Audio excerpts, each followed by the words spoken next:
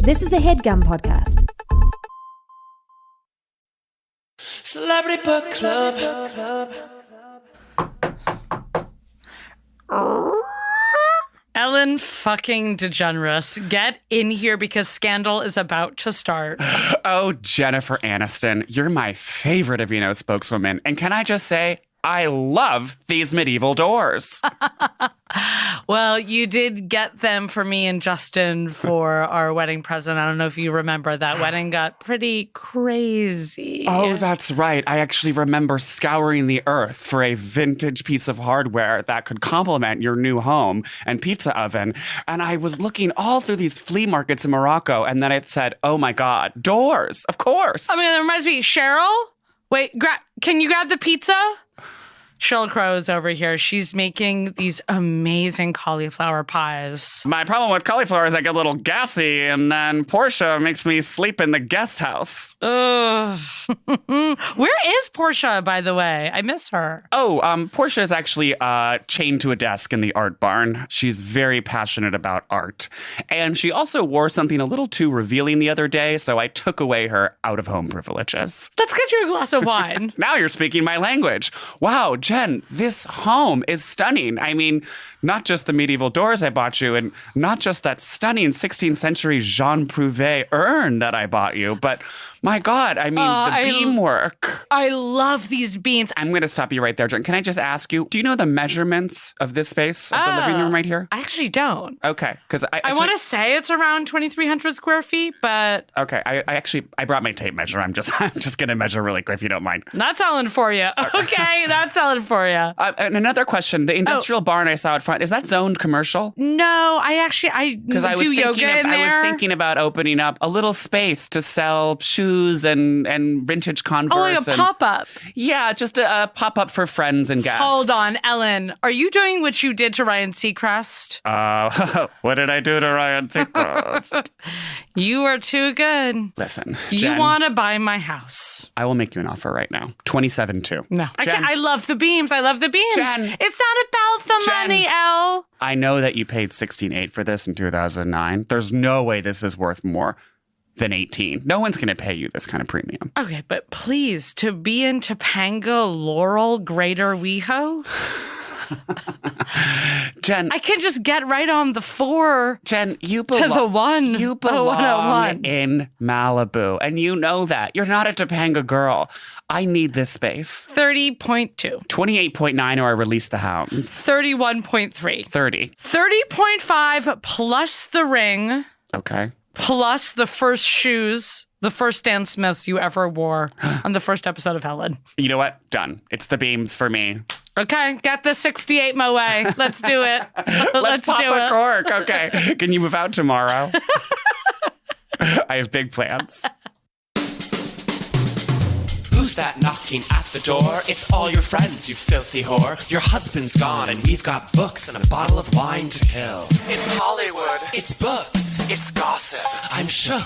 It's memoirs. It's martinis. It's Studio 54. It's Celebrity Book Club. Come read it while it's hot. Celebrity Book Club. Tell your secrets, we won't talk. Celebrity Book Club. No boys are allowed. Celebrity Book Club. Say it loud and proud. Celebrity Book Club. Buzz me in, I brought the Cuervo. Hey, best friend. Hey, Lily Marotta. Hey, Stephanie Germanata Filipina Horst. Stephanie Hurst, the famous mid-century designer. So good to see you. You're looking amazing, youthful, vibrant. Well, we're glowing out there. It's summer now. I realized I didn't say rabbit to you yesterday. Or is it today? So it's today, and maybe that's why you didn't say it yesterday. But no, I was sitting there and I was going, no rabbit text from Lil.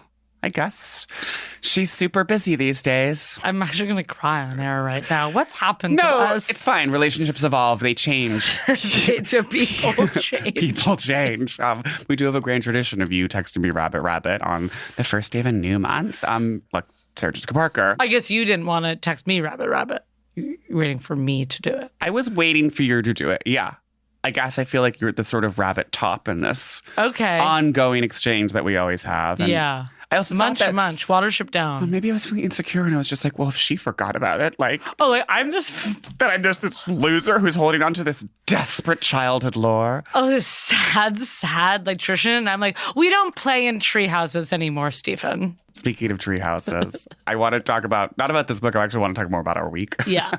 Okay, so you know what I was telling you yesterday. So for our listeners who don't know, I have a secret life in France, and I do have a son there and many friends and boyfriends. Much like characters on the Hot Topic show Mayor of Easttown, I have a double life. Yeah. Well, I mean, I'm not fucking a teen. Right. You're not. Well, And laws are different in different countries. But the point is, I'm going to France this summer, and I was telling you yesterday how I was trying to book this Airbnb. And then he made me have a full half-hour interview over FaceTime, which is truly so rude and such a waste of time, and just be like, do we need to do this? Like, you're not going to be there. Like, you put your house on Airbnb. If you don't want some random person taking it, then maybe don't put it on Airbnb. yeah. I guess I do see his point, though. They're European. They're like, who are you? Well, they found out pretty quickly. She clocked me within 4 seconds, and she was like, the wife, she was just like, and just so you know, Marseille maybe not so pro-gay. Oh, And then that was my question.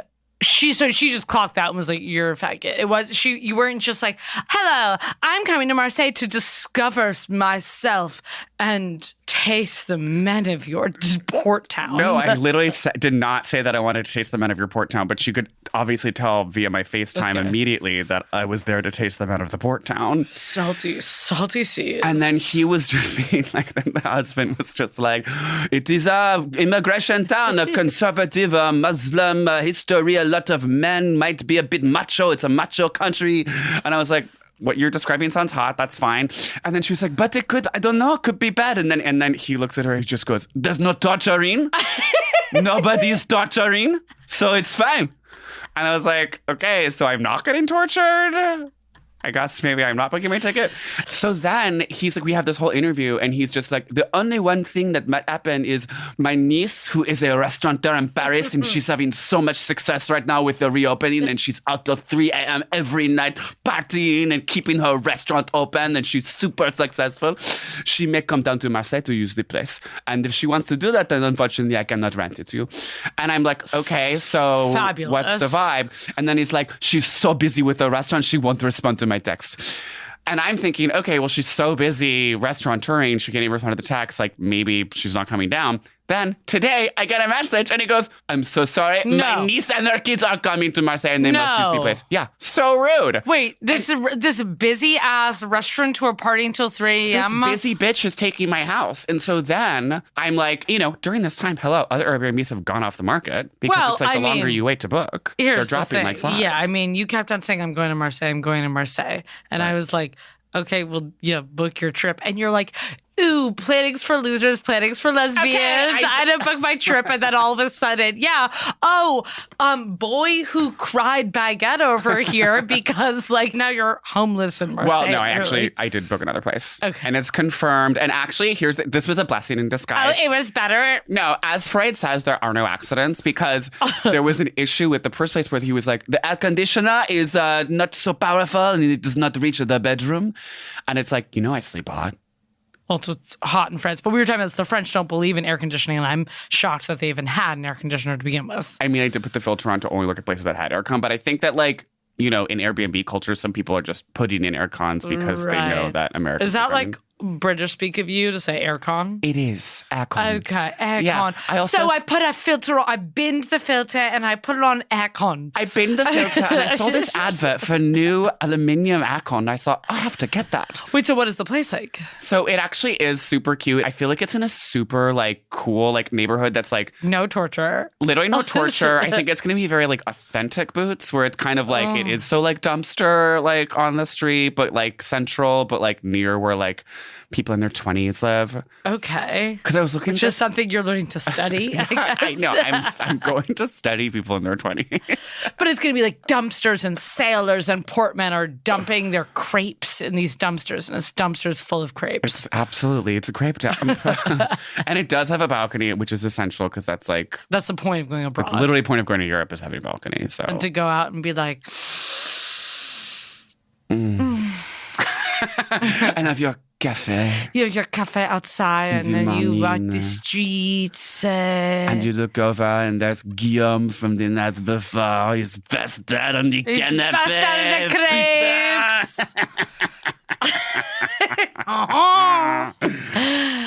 So that Freeze.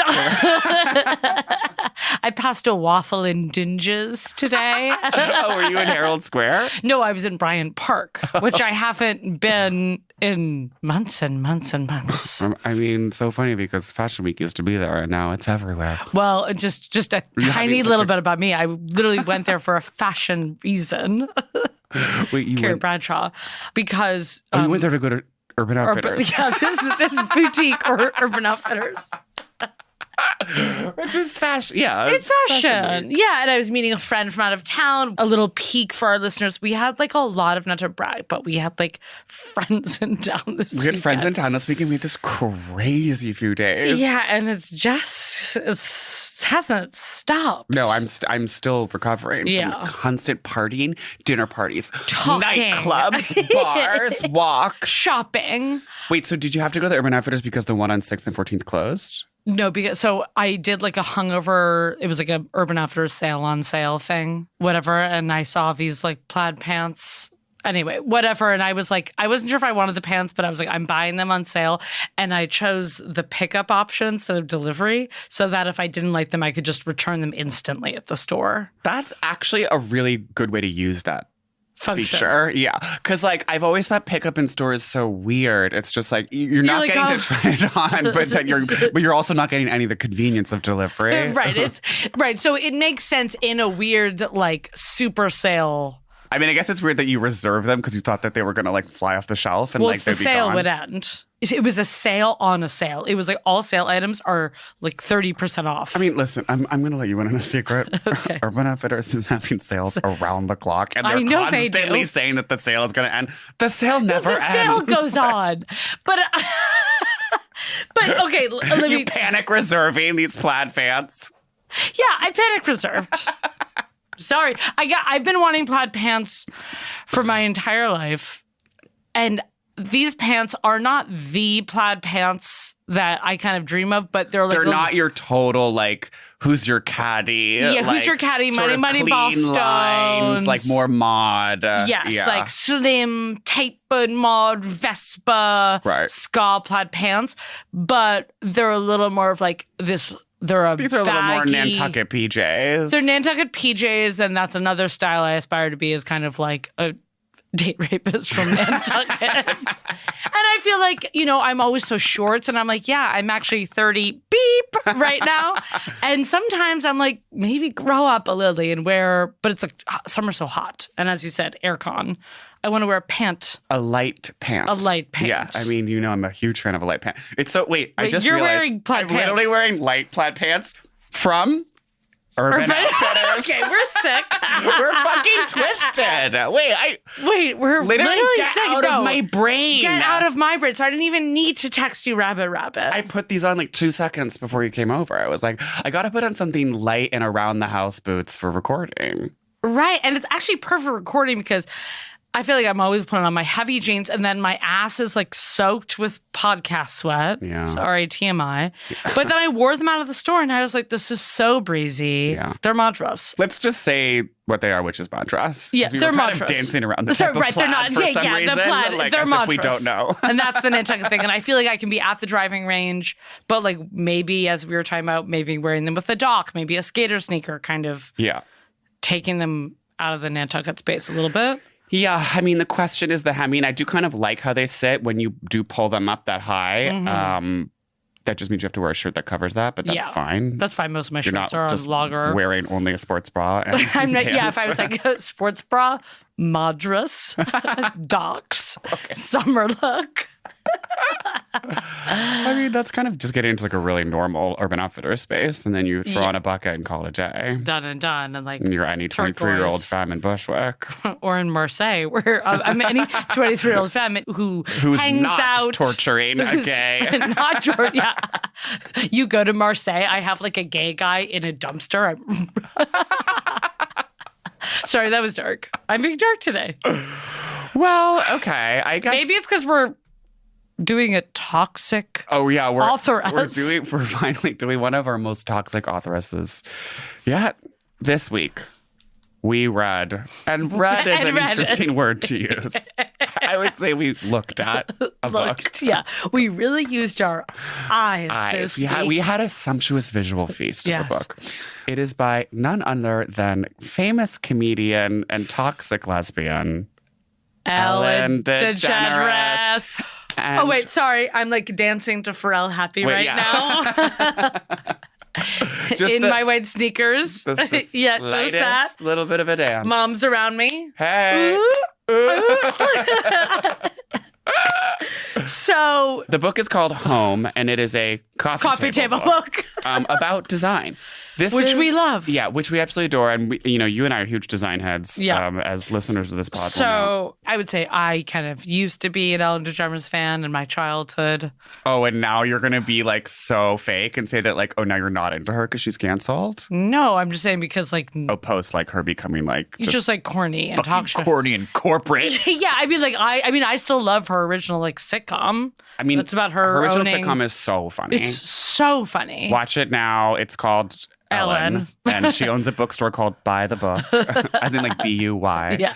Jeremy Piven and his hairpiece are very present. He plays her cousin, and then she has like a saucy, I feel like very your cousin, fan of the pod, Monica, best friend. Yes. She has like a classic 90s chica and like who's like fun and she's funky. Two chicas. One who's like 70s style and is like mod and like talks like this, and his name is Audrey. Right. There's Audrey, and then there's Paige.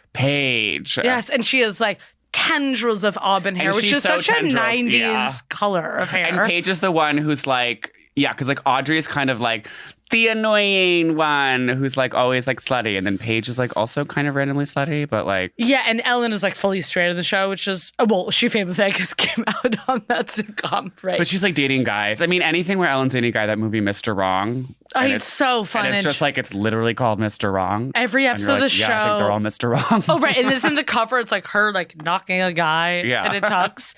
No, and in the sitcom, it's so amazing. In all the earlier seasons, she's in just like big Levi's, like a huge like earth-toned button down, and is like, is this a cute outfit for my date tonight? And then they're like, no, why don't you throw on a crocheted vest over it?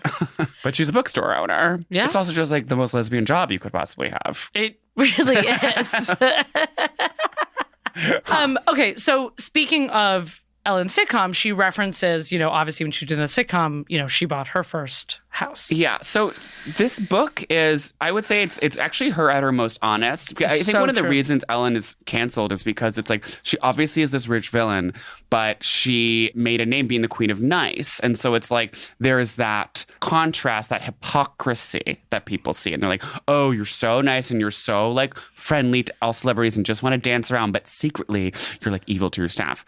And it's like, this book is basically just her buying homes, renovating them and decorating them, and then like moving on to another home, and then be like, and then I'm bored, and then I bought a different house in the LA area. So yeah, Ellen and Portia basically, I found this out a few years back, that like her hobby is just not necessarily flipping houses. No. It's just buying already gorgeous homes, decorating them, living in them fully decorated for like a year maybe. Maybe a year, and then her and Portia, yes, they constantly check listings for other homes, but their main thing is they go over to other rich friends' house. She says, oh, me and Portia went over to our friend's house for American Idol, and before we could see, the first person sing, our checkbooks were out. Like, they're just actual full dragon vultures. They're full real estate dragons going over to a friend's mansion and just being like, we're actually buying this house now. Sorry. I feel like they're the plot of every like Hallmark holiday movie about like a big businessman coming into a little town being like, I'm buying this and turning it into a super mall. And all of your stores will be gone. And they're like, no, we can't. And he's like, I've already like given the mayor the check. And the mayor is like, but we can't afford to keep old Forge alive. Except it. But it's a wonderful life. I mean, but instead of actually turning a gorgeous like community center into a mall, she's just taking someone's existing house and making it like a bigger house, or like combining two two houses. Yeah, she does a lot of, that super rich thing where she's like, so we bought this house and then it's so funny. We actually bought the two adjoining properties so we can make a koi pond. Yeah. Like, that's what I'm saying. So we would have a little bit more quiet. And also, like, obviously, I feel like the unseen characters in this book are her staff that, like, aren't allowed to speak. With the part where she was like, my staff knows that they're not allowed to touch any of my art. And she just has, like, so many 19th century African masks and just, like, Shinto swords that she's like, yeah, and they will never touch them, and that's fine. That part of the book. They can admire from afar. Yeah, they can admire from afar. That part of the book, I was like, thank you for finally, and, like, being honest that, like, this book is honest. Yeah, that you're, like, a crazy, like, evil CEO. Because, that's the question is, like, so she decorates each home and she's filling it, and we'll get to that, of 1,000 masks and like 17th century chairs, but obviously she's moving to a different space and maybe the Tuscan villa or the mid-century place doesn't maybe have room or it doesn't fit. Maybe that mask she bought for the Tuscan doesn't fit for the mid-century. There's definitely a warehouse somewhere that is like climate controlled storage for masks, because it's like in the different homes, you see some of the pieces, masks. You see so many masks, you see, and some of the pieces like always show up. That one big painting that's so like her one pop art painting with like text on it. Literally, and it's like such a fake Liechtenstein, and it's just like, and that's her one focal point of like every living room, and you're like, oh, this is the most like boring celebrity art. I wrote that down in my notes. I just wrote, why disgusting modern painting? Yeah. Now I want to rob her climate controlled African mask warehouse. Like, I want us to pull, it'd be like Ocean's 1. Yeah, Ocean. Celebrity Book Club.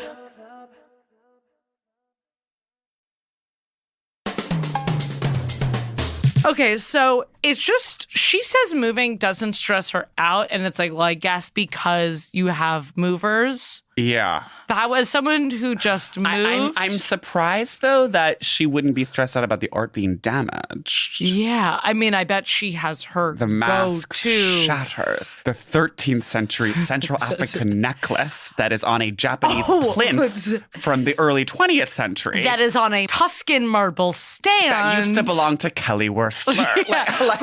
Who designed this hotel. So basically this book is set where she goes through like each house she's bought. And then she tells you the lessons she learned from the home. And it's always, we should go through some of the favorite lessons. Many of which I would say are valuable lessons. Yes. I was just reading the second half of the book. She has like friends' homes that she likes. Yeah.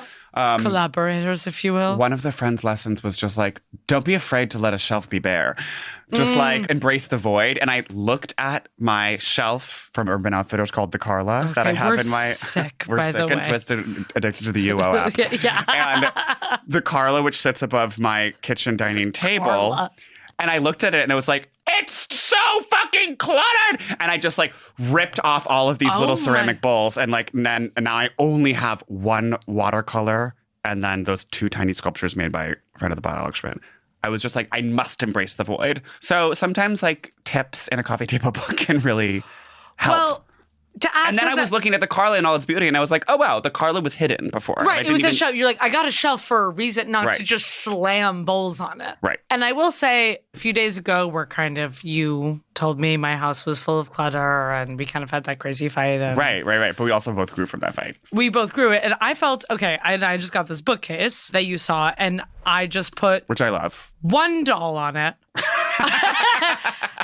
Embrace the void. You're embracing the void is just one doll. I really did think I embraced the void with that, because I was like, well, I have all these other dolls, these knickknacks, and I did just this huge piggy bank, 2 dice, 1 doll. And honestly, I know it sounds crazy, but I felt I really was embracing the void. And I was like, let's let this one Ann Nicole Smith doll shine here. Yeah. I mean, she talks a lot about balance in this book. If you have a huge piece of heavy furniture, like be careful about putting a small architectural European chair near this massive, deep, heavy couch, because the heavy couch might overwhelm the little architectural Louis XIV chair.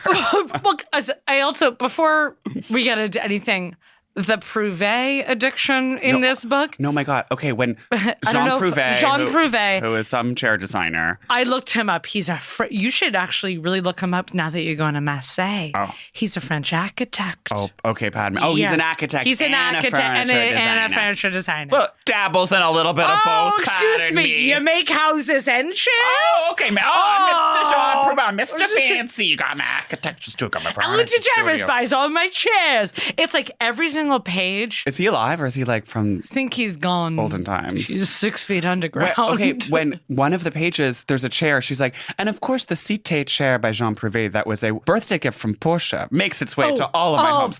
Like, imagine just buying your lover a chair. Isn't that your dream? I mean, yes, I guess. Well, I mean, I feel like your lover is definitely like your prisoner if they are buying you a chair. Also, this book defines random rich people accent chair that no one sits in. No, there's no living done in any of the houses. The one house that she says she like kind of admits she kind of lived in was the Hollywood Regency one. Yes, the apartment or the mid-century. The mid-century one in the Trousdale Estates. Yes. So, I actually, when I was doing a little bit of copywriting work for my ex-boyfriend who used to work at the Future Perfect, that expensive gay furniture I said he just launched his... Right. And congratulations. But I had to do all this like copy about the Trousdale Estates because they were like had a store that was like a showroom like in the Trousdale Estates that was like in the house that was once lived in by Elvis Presley. Oh my God. And it's this section of like the Hollywood Hills or whatever where just like everything is a mid-century house and it's kind of like a lot of them are Tudor and they all have like the white brick and they're like kind of low and random, but like everyone is an architectural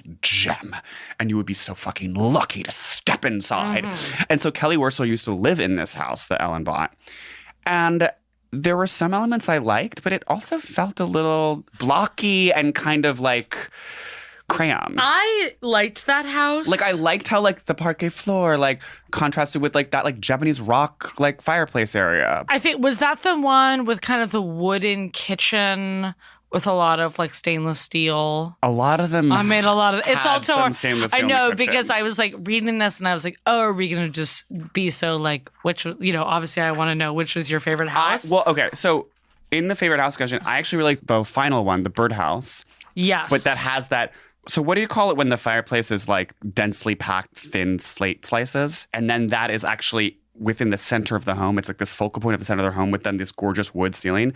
I think that has a ton of warmth in it. I mean, I would say my favorite though is actually the insane modern Japanese one.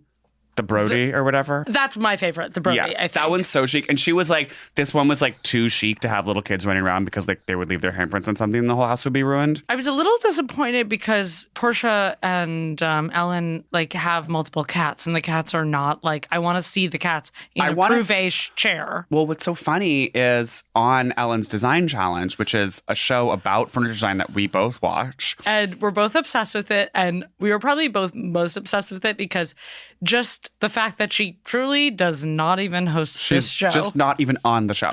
She's not one of the judges. She doesn't even appear in every episode. She'll zoom in every third episode with Diane Keaton or just like with Portia and be like, okay, like, hey, it's Ellen. I think your challenge today is going to be about play structures. And then you don't see her for 3 episodes. And Scott Foley from Scandal, from Felicity, is basically the host. And who knew, 1, that they were best friends, or that 2, he was like a design hound. Also such a design head. But then when you see his house, it's so whatever rich person. He has kids. He has kids, and his house is more just like regular farmhouse, colonial farmhouse, Connecticut. Yeah. Like, and it's just more Marybestown and like islands and big and multi-generational family with multi-generational drama. Whereas all of her houses like are a little bit Frank Lloyd Wright, and there is always like a water feature, and it's just like to have a house with a water feature is such a dream of mine. And like the Brody house has the water feature, and it's stunning. In one of the houses, I don't know if it's the Brody house, that super simple marble spa she has, and it's like a sinking pool spa. That's the Brody, yeah. Okay, that one killed me. So it's basically like this sloped bath spa and like glass doors that you look out on. Also about this book is that she'll be like, the thing is, like, you don't need to have a lot of money to have good taste, which is totally true, but a completely mental thing to say. When this book is all about having like a $9,000 hand mirror sitting on a credenza. And every single thing, like just the credits. Okay. The seating area to the right includes a pair of metal bucket chairs by Mats Thelius, 3 vintage PK33 stools by Paul Clairholm, a pair of freeform tables by Charlotte Perrion, and the original banquette sofa by William Haynes. The custom Zodiac ceiling fixture is by Jane Hallworth. In the background, a low game table by Pierre Kendreau. It's Just like, are you using the game table? It's just like a vintage poker table that's purely for display. Oh, yeah. And she's like, oh, and that's, yeah, when we have game nights, and that's a vintage poker table from like the 1961 Sands. And then here's a vintage cocktail table from just like this Tuscan queen or whatever. And she's like, oh, and we spend so much time out here entertaining. And I guess I'm wondering about like her and Portia's social life. Like, I know Ellen is friends with Jen and like. And Diane. And Diane. Well, she and says the anecdote where she's like, one time I had a party and Diane Keaton was measuring my kitchen with her arm span. She was like stretching out her arms to just like see how wide the kitchen was. Or maybe she was hugging my oven. I don't know. Oh, and Ellen is very wolf range. Yes, not a Gagano girl. No, not a Gagano girl and not a nausea girl. And not a Viking. I guess, is Viking so over? Does no one have a Viking stove anymore? A lot of people like Lean For have Vikings. They do. Because, growing up, we had a Viking. You had a Viking. But I always did think our oven was like really insane and fab. Yeah, you really had a range. I just remember. Because it had like the large oven, then like a little mini oven like next to it. It was like the 2 ovens. When people have 2 ovens on House Hunters, you realize like a lot of people turn down houses if they don't have 2 ovens. What people think that they want now that they don't need, where it's just like I mean, like gas burners, like, yes. Yes, obviously. Obviously, yeah. Gas burners. And yet it's like, I don't know how these people don't cook. I don't believe that you need to be roasting a turkey, then also doing mashed potatoes at the same time or whatever. Right. Some people, yes, I do Or believe when people that. want the pot filler, the pasta water arm, Well, that one little faucet that comes out just to fill pasta water, like in a pot. It's just like, No, you don't. One, such a specific task. I do want a pasta arm. Okay. That Mormon design show that I love, Dream Home Makeover on Netflix, where they just do the most boring makeovers in Utah. They're always putting in a pasta arm. And she's just like, it's like a pasta arm is like a necessity for these people. And it's like always like copper or gold too, I feel like is a huge. No, copper or like a steel or rusted. I'm sure Ellen probably like uses steel from 15th century Tuscany. Yeah. Her style is. Okay. There's no color. Yeah, it's very grays. It's all and neutrals and like there's woods and some wood tones. But at one point she's like, oh, I prefer to have color and like, accent pieces and art and throw pillows. Like pillows and I'm just rugs. Like, babe, I don't even see it in the pillows. There's literally no color in any of these houses. And it's a little bit too sedate for my tastes. There's some like deep auburn leather chairs that I like that are bringing color. But here's an example of a bedroom that I'm just like, ugh, why, kind of. I'll show it up to you and kind of describe it to the readers. I love how like picture book this is getting. Wait a minute. I loved this bedroom. I was going to talk about this bedroom. The Jane Hallworth bedding, the custom Jane Hallworth. Wait, I loved that bed. I guess this feels a little too, if I came in here in this like rich home, feels a little too like creaky. I'm not trying to fuck in this bed. You're trying to fall asleep and have the best sleep of your life in this bed. Wait, hold it up again so our listeners can hear me seeing. Okay, it's stunning. Okay, so it's just like the linen headboard and then the sheets, the custom bedding that's like matches the same. It looks like so soft and luxe and like cashmere almost. These 2 wooden side tables that are very embrace the void. There's just like one piece of art in a bowl and then like a lamp. It's just incredibly calming. I don't necessarily need the big wooden chest at the end. For me. It was the chest for me. Okay. No, I guess that's it's the chest for me, it was. sis? It's the chest for me, and that's what made it feel a little like. Why is this feeling a little more like creaky B&B? Like it should feel calming in cashmere. This brings us, I think, to a big question we need to address, which is just like the over-indexing on all of this like almost like 17th century kind of English wooden castle-like stuff. So the art, there's like these like Edwardian portraits with like ornate frames everywhere. Sometimes like the overly chintzy chairs, the wooden chests, the antique medicine balls, just so creepy. I know. But I also find that that's so like 2014 mixology to be like, this is an old pharmacist's cabinet. No, it's really actually just like fully borderline 2014. What's that bar? Like Lab. It's like LES. Yeah, the LES, the cocktail king or whatever. It's just like, it's all of that bullshit. Like, there's a framed Union Jack and like, it's a little bit steampunk. And I'm like, You know, I think some of those design elements can be very sexy when they're set off in just the right way. Which is advice she gives. She'll be like, sparingly do this. Or she keeps on saying how she likes to create vignettes. Yes. Creative. And I love the idea. It's like vignette. It's like you have just so much space that you're just making up little corners in your home that no one will ever interact with, where it's just like a chair and a table. Kind of like I came away with it, right? It's like her style is much more antique. Yeah. Than I thought. And obviously, like, I'm a little more like deco and like. I just like, you know. And some of the stuff, like the polar bear couch, looks really comfortable to me. Like, I feel like she does have pieces. It was a rare polar bear couch. And you're like, so you full Did up. y'all kill a polar bear? I feel like Ellen like skinned the Coca-Cola polar bear. She absolutely would. Yeah, because he touched her mask. He touched her 14th century African mask. That was it. He's out. As someone who grew up in a very like bordering on African mask household. Yeah, I mean, your mother's a therapist. Yeah, like, so therapist equals masks. These masks, she has so many of them. Yeah. There's a lot of plinths. I mean, it's like, it's getting to be like a museum. Well, I do also wonder in kind of the conversation about the ethical buying African art market. Because I feel like there's been this whole thing about like how all these like museums in like France and I was literally England. just reading the Wikipedia for the Quai Branly today, which is the like museum in Paris that's all like oceanic art and African art and like Latin American art and like indigenous people's art. And has been embroiled in controversy about just like repatriation and like whether or not they should return. And like Macron has like said that they will return like some pieces to like certain I think that was governments if they want them. So it's very like, oh, like... Come and get it. Right, come and get it. And it's very like, this museum in Benin is just like, we actually do want these masks. And then they're like, fine, I guess because you asked for them. Like, we're giving them. But like... That's my thing about the French. They're taking a while. Yeah, they're taking a while to return the mask. And I guess my question is, Ellen, are you buying these African 17th century masks? Right, and should they be on display? Or it's like, she's buying them for Christie's for like $9 million. Right. I mean, at the same time, you know, art is meant to be appreciated and experienced. Absolutely. She should be buying the masks. She should be buying the mask. And it's I guess you're right. It's more of the like museum issue of these like French and English museums. Like, I mean, I also think at the end of the day, it's like, I feel like there's probably enough masks that everyone can have some.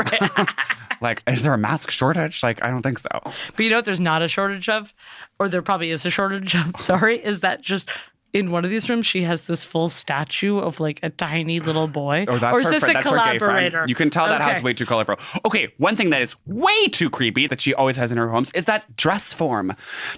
She loves that dress form. Terrifying, like wooden, distressed old dress form, missing a head, and it's like with limbs akimbo. It's like there's truly nothing creepier or more Silence of the Lambs than just like a dress form akimbo in a random room that's like so austere with like 3 vases and an urn, and it's like no one's in this silent room except for Ellen's cat, and like you can hear Portia's muffled screams like coming from like in the art barn, and you're just like, okay, I don't need this.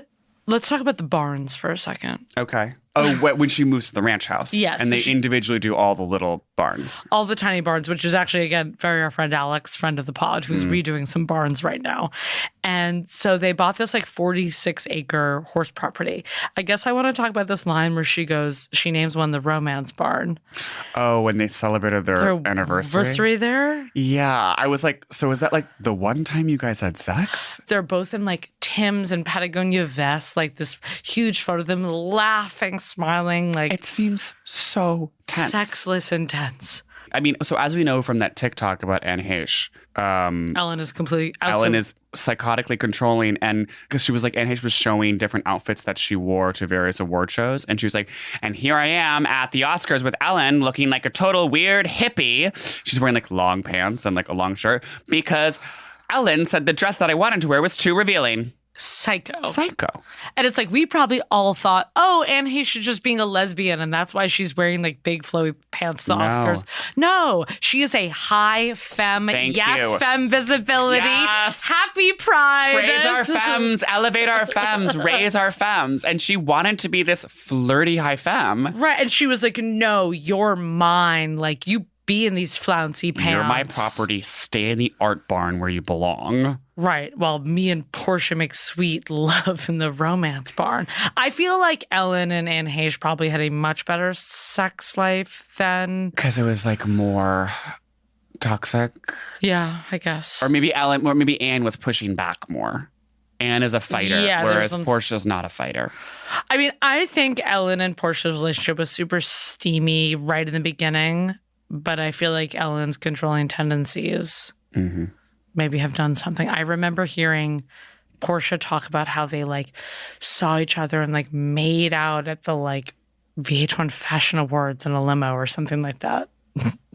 Just they made out once. They like couldn't. I don't know. This is very like they made out once. Like then they had sex another time, and so she named the house after the fact that they had sex in there once. Right after this first wedding anniversary, there's one page where she shows the closet, and she's like, "Yeah, I wear just shoes," and it's all of Ellen's corny sneakers, and like Portia's stilettos. Yeah, it was literally just only her corny ass like flat Stan Smiths and her Converse. But then it's like Portia's stilettos, and it's like. But I feel like Portia wears revealing things. She'll wear like a top that Portia's earned the right after like many years of servitude. An element that I wanted to bring up. So in this book, it's all her homes, and as we discussed, a lot of neutrals, a lot of wood, very little color. Then she gets into her friends' homes, who are various designers in LA, and they're also like a lot of masks and sculptures and like Chinese dowsing rods and like other things. Stools and... But then we get to the first gay guy. And what I wanted to discuss was... He also has the polar bear sofa. Yeah. In a slate gray. I think that there's a very interesting distinction when we talk about Asian elements of design and the way that gay men incorporate Asian design motifs and the way that everyone else does. Because obviously, like, there's throughout this book, and we're talking about like expensive homes here, like all of these expensive homes that Ellen has, like there is like a lot of Asian motifs that come in. You know, she's very worldly and eclectic. Yes. All the continents are represented, but like, you know, there's a lot of like Japanese woodwork, like Japanese like minimalist stuff. There's like lots of kind of like ancient Chinese artifacts, like those like water carrying rods that are above that stainless steel sink, and just like randomly we'll have like an urn from just like 14th century Kazakhstan. But urns and globes, and just like all this decorative shit that you can't do anything with. But then like the way that gay men, like what is that, incorporate Asian design elements, it's just in a very different way. It's so much more just like big folding fan like over the bed, which as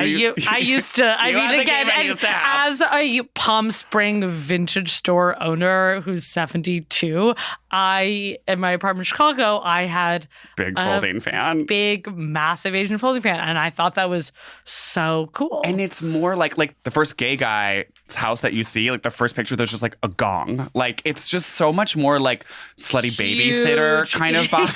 Yeah, gong is so slutty babysitter. But I mean, I'll say that that's also something that I feel like my favorite movie, Auntie Mame, which was a gay camp classic. It's an insane architectural movie because she redesigns her home every 6 months in the film. Yeah. So first it's Asian, and then it's Picasso, and then it's like Victorian. It's a total design head film.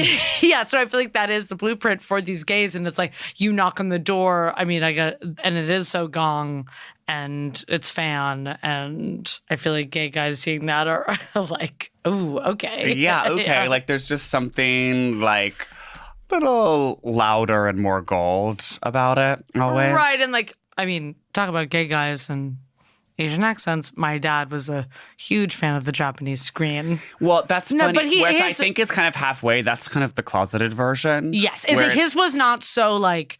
It was just like wood and off-white. But the thing about the Japanese screen is it alludes to sluttiness.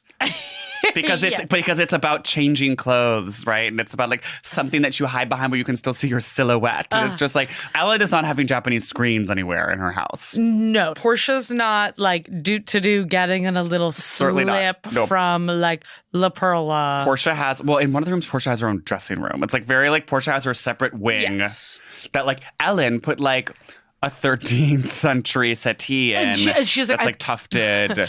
Tufted settee and super over-dyed Turkish rugs. I feel like we're seeing also the word over-dyed so much more lately. Like every piece of clothing is over-dyed sweatpants, over-dyed beach towel. It's like, cool, so we're wasting dye? What the fuck? Is that the We're vibe? out here wasting dye? Okay, the part where she talks about that marble countertop in some kitchen that was too intense of a green. And she had like some absolute magician come in with sandpaper and water and subtlify the green. Oh, and they just sanded at that for days. I guess that's my question with being that rich is like when you're sourcing this stuff, like, I mean, obviously she has her like people. When you're like, oh, I need a slab, do you go to your marbalist? Or is she going, her and Portia getting in a car and they're going to their favorite like terrazzo vintage Tuscan marble warehouse? I think that she's definitely been to the terrazzo marble warehouse. Once or twice. I don't think she's going for every piece of marble, but she Right. knows about it. And our assistant or some person is like going there and like FaceTiming her from the warehouse. Yeah, for sure. And then she's like, oh, it's very her show, Ellen's design journey. Yeah, she's like, FaceTiming in, to but the she's not warehouse. really there the entire time. Kind of my takeaway from a lot of Ellen's homes is like, if I went in, I'd be like, oh, you know, we somehow got invited to one of Ellen's homes. I'd be like, oh my God, this is so fabulous and like insane. And we'd be like flipping out. But looking at these homes, I'm like, I don't know. I'm not like freaking out. I'm not freaking out. It could be sexier. That's why I love Yeah. the Brody house because Yes. the design itself is just so stunning and stark. I mean, that indoor-outdoor space with the huge... The spa. Like, the spa, but also the indoor space with it's kind of like an interior courtyard and there's that Yes. massive sectional and then there's like a Buddha somewhere. Oh, and one of her tips is like, you know what is a great idea? A screened-in porch. Yeah, and it's like, thanks, babe. Thanks. Okay, I guess I'll do that in my I guess apartment. I'll build a screen and porch in my apartment Yeah. for sure. Before we go into segments, we should talk about probably one of her best tips. Yeah, I think one of the most important, low cost, most efficient ways to make a home beautiful that Ellen shares with us. An actually down to earth tip she gave, not kind of a don't buy a stone piece and put it next to your terrazzo, Prouve, Tuscan leather chair. Don't have an Edwardian ottoman next to a Bang Holman leather sofa. Mies van der Rohe day bed covered in an over-dyed Turkish throw. Oh my God, it's Jean Prouve again. Wait, I just had another. Let me just read another one of these. A sofa and chair by Jean Royer. The coffee table is by Jean Prouve. Of course. The sheepskin chair by Philip Arctander and the 1960s Danish sheepskin stools are the centerpieces of the living room. The floor lamp by Angelo Lelli provides great reading light, while the Louis Poulsen table lamp gives off a moodier feeling. I've had the antique Guatemalan bench since my early days in Los Angeles. The 18th century Belgian table with large potence lamp by Jean Prouve above. And of course on the right a bench by Charlotte Perrion.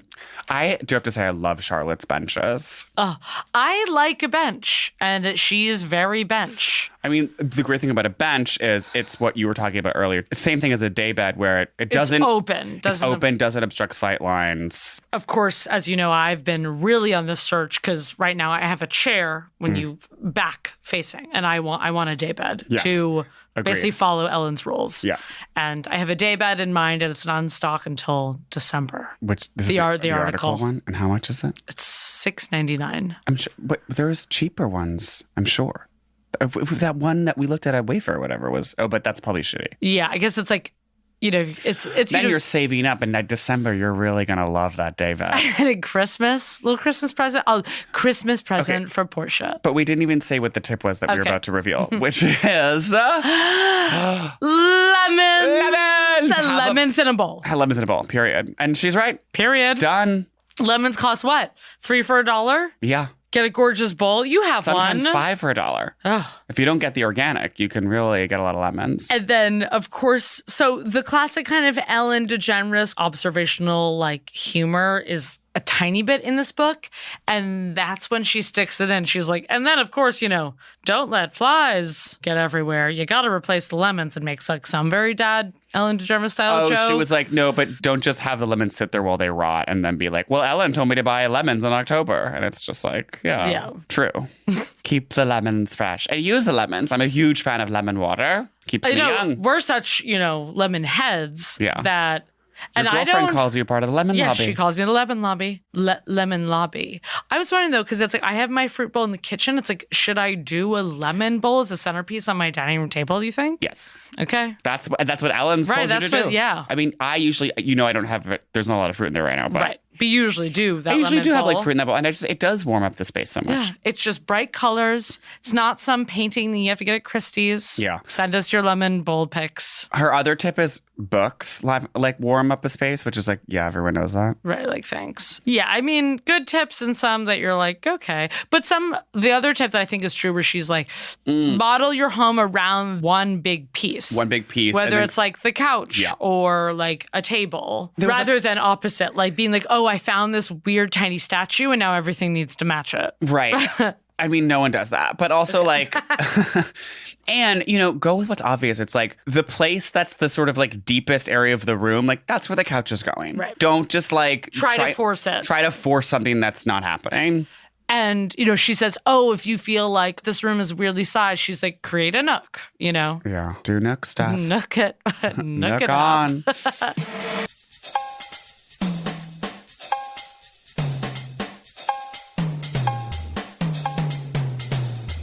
An 18th century segment by Jean Prouve. What does she eat? What does she wear? How does she live? What does Ellen eat? actually eat? Because, in this book, that's what I was wondering. Like, she's like, oh, and we spent so much time around that, reclaimed barn door table refinished by barbers' clippings turned into chairs. So what's interesting is she doesn't talk about cooking at all in this book. No, she says entertaining. She says entertaining, which means obviously it's catered. Yes. I think Portia's the cook, and I think Portia's making like just extremely California, super healthy, super goopy meals. Yeah. Really good olive oil. Yeah, it's a really good olive oil. It's a Mediterranean diet. It's like a beautiful fish. I guess my question is Ellen like a foodie at all? Because she's so like rich and obviously has this like insane taste and design. And so you would think that she would like appreciate Michelin-starred cooking and would be so like, oh, I want to go to like the new we're going to like Blue Hillstone Barns or something. Just like something like she might do a Blue Hillstones Barns because it's so private, but I think because she's so rich and has become like so crazy and rich that this is why she's so into house staff and she catered. has staff and catering. I don't think she probably likes going out to restaurants. Yeah, privacy. The privacy. It's like, because the thing about like those kind of catered chef meals, it's like you are always getting, it's like at the end of the day, it's going to be kind of cruise ship. It's like you're still just going to get like, it's always salmon and like an ahi and then like, sure, there's like caviar and it's like beautifully presented, but it's just like a boring tower and like a great salad. I think it's Portia though is whipping up like just a ton of different like quinoa salads and it's like shredded broccoli salad. That sounds very and like in a tahini dressing. And I think it's sad that she isn't more of a foodie. That's my take. But my take is that actually I think she's, as she is the butch, I think she's like a little more like, yeah, my woman's cooking and I guess I'll just eat whatever. Or is she like, she's also so like 80s, so maybe she's just like, gotta watch my cholesterol. Yeah. Yeah, like, I don't know, in her show, I feel like she's a little more Jerry Seinfeld and is a little more like, cereal, if I could, every day. Yeah. Portia's gotten me on the who what's diet. Yeah. What's in now? Yeah. We're doing the whole it's complicated and expensive diet. Yeah. Okay, that's really true. That's true. What does she wear? We all know what Ellen wears. Sneakers. Sneakers, white sneakers. Though there was I was surprised. I was like seeing some New Balances in there that I've never seen her in. I feel like she's always in a white sneaker. And there was like one navy New Balance. And I was like, wow, departure. That's when she's like going to the stable or whatever. Yes, her stable shoe. That's her one stable shoe where she's going to dust the 19th century Edwardian paintings that she put up in the reclaimed stable that's like Portia's temporary art space. Hot tip, don't store paintings in a 18th century stable because they'll get dusty. If any of you guys were wondering. You'll be dusting all day long. Yeah, I mean, sweaters, there's not much Sweaters, to say here. blazers. When do you think the last time Ellen wore a dress was? Probably for some gag on the show. Yeah, I mean, because even on the sitcom where she's closeted, she's not in a dress. Right. So I feel like age 15, you know?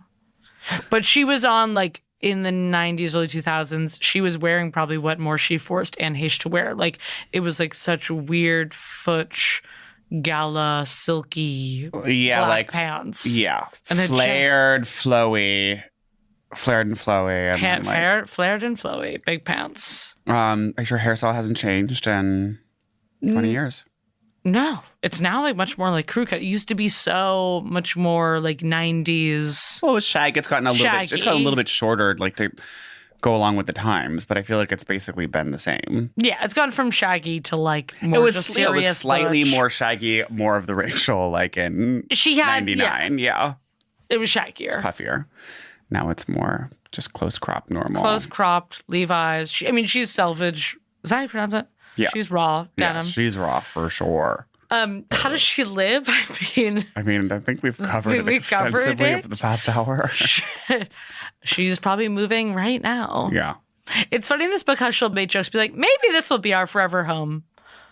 Haha. Haha. Obviously Moving not. on. Okay, should we do Who Are You in the book, or should we do Which House Are You in the book? I mean, there aren't people in this book. I mean, there's Portia and there's the friends and there's Ellen and then let's do What House You Are in the book. Okay. So there's the Brody, there's the Fabulous Japanese. There's the Tuscan Villa. There's the adjoining Hollywood condos. The two apartments that they bought because they were like, we might want to live downtown. And then it was like, that was so boring, that one. Yeah. And they were like, one was for entertaining and one was for living, which I was kind of obsessed with. It's like, so you just have this like showroom? Yeah. The dark, moody one was for entertaining, and then the lighter, like white walls one was for living. And there's the Hollywood Regency one. Yeah. There was the and then the Barns.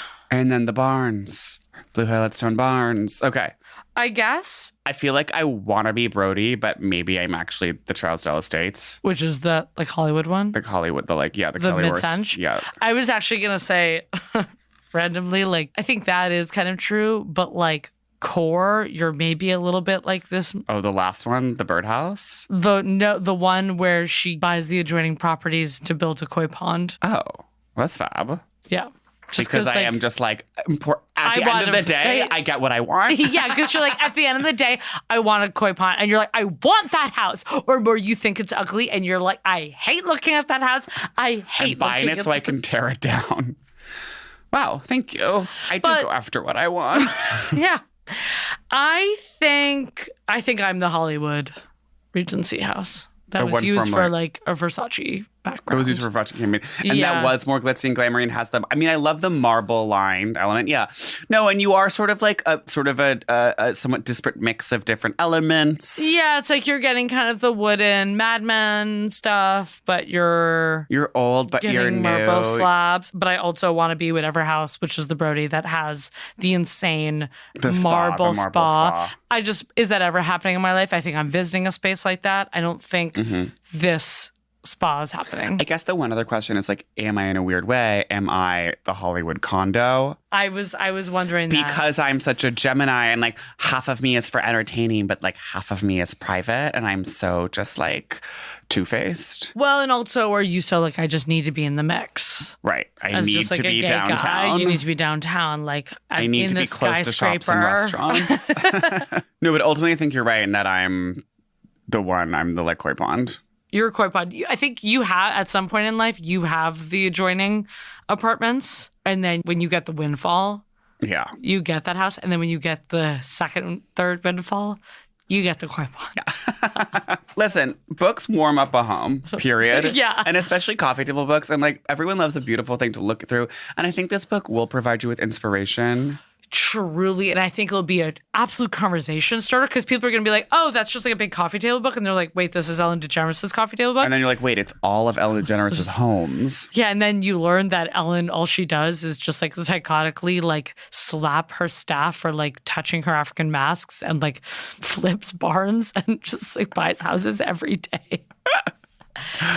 Another tip that she has in here, but that this book could sort of like help you with is having something in mind when you go to decorate a room. And I'm always talking about the virtues of Pinterest and creating a mood board for a room before you start decorating. But let this book inspire you. It's so true because we always do that with our style. We're like, oh, I mean, many do. I want to look like, a royal. Kendall Jenner. Right. I want to look like Jonah Hill. Right. Right.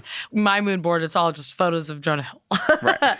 Seth Rogen, Jonah Hill. And she also says, know what you want to... Oh, well, I guess this is the food thing. She says, know what you want to eat before you go in the refrigerator, which is a metaphor for, know what style you want before you right. decorate. And then you're not just blind eating. Blind eating and blind buying random shit at Christie's, which we are all prone to do. No, I know. Put the paddle down. Okay. Decide if you want early privé or later privé. Yeah, okay. And know that before you get to the auction house. Okay, well, I have to go retire with my mid-century American bronze sculpture of a horse. I think I'm going to take just a walk to one of my stables. Lovely.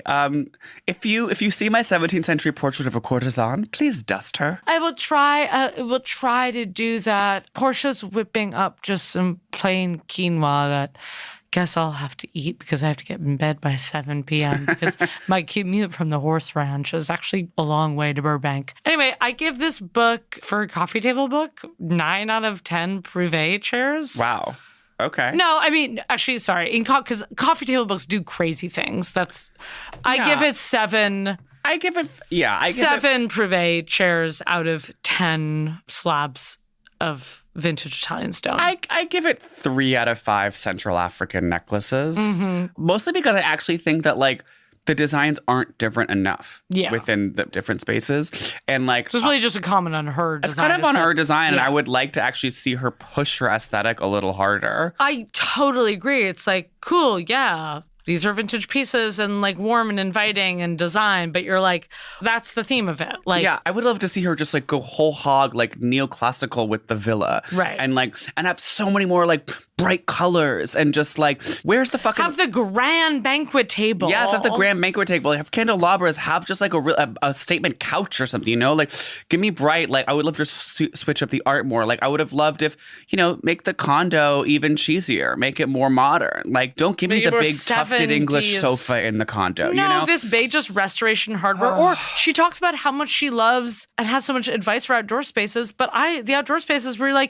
They were disappointing. They were just big rustic table and chairs. Yeah. I mean, besides the obvious koi pond, but that's just money. Okay, and that's the just villa money was talking. Gorgeous with the olive trees, but then just that wicker furniture I thought was really boring. Where was the rattan? I mean, also that was another thing I was kind of surprised to not see more rattan. Yeah, and in the Hollywood Regency one, I would have loved to see some tiki elements in there. Get more Mad Men. Let's get fun and kooky. And she didn't push. I want Orson Welles' original clock. I want Orson Welles' cock encased in amber. I want Orson Welles, taxidermied on top of that statue. Yeah, Ellen, go farther. And I guess in just terms of coffee table book, right? Where some coffee table books, there's such a texture to it and the pages really blow out. I feel your maybe book, since there's just a library version, it's not as nice. Yeah, my book is from the Minnesota Library or something. Thank you, thriftbooks.com. But anyway, it's fun and it's such a conversation starter. It's a great conversation starter. Please remember to nail your masks to the plinth so that your staff does not shatter them when you're moving to one of your many homes. Our next book is super fun. It's so funny because I was saying that Ellen's not enough of a foodie. Yeah, well, move over, okay, and set the table. With Danny Meyer. Famous restaurateur, inventor of Shake Shack, 11 Madison Park, etc. Gramercy Tavern. Make a reservation. Make a reservation. Actually, walk-ins accepted at our podcast. Hell yes. No resi required. Delete your resi. And we'll see you next week. See you next week. Best. Celebrity Book Club is an early American folk chair presented by Prologue Project and vintage American artist Headgum. The show is produced by 17th century Meg Murnane with editorial support from French artist Leon Neyfakh, African tribal headrest Andrew Parsons, and the Baroque side table Madeline Kaplan. Our production manager is ceiling fixture Percia Verlin. Engineering by a 19th century Danish ceramic lamp known as Faris Monchi. Original theme song by Deep Deep Day Sati, Stephen Phillips Horst. Artwork by a bust of Medusa known as Teddy Blanks at Chips and Wine. Follow us on Twitter at CBC The Pod, subscribe on your favorite podcast app, leave us a review, and don't forget to tell all your 16th century Jean Prouve friends about us.